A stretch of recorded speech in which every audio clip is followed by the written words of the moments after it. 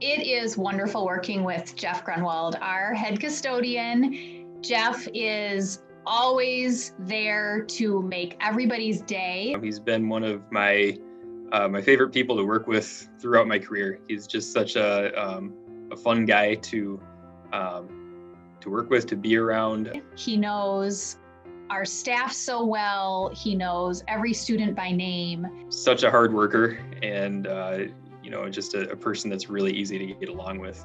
He knows our parents from doing years and years of drop off and pickup. In fact, after 30 years, he frankly had some of these same parents who are now dropping their children off.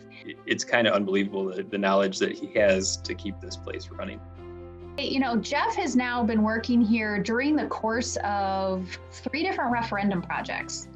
And so that is big. And this last one was by far the largest that we've done, most involved. But I'd say that in and of itself is just a huge accomplishment. And beyond that, all of the work that he's done to make the school safe for reopening. We have been face-to-face 5 days a week since the beginning of the school year. Have not had a closure. We are just so grateful for the longevity, for such a great partnership, and are very hopeful that it continues for many more years.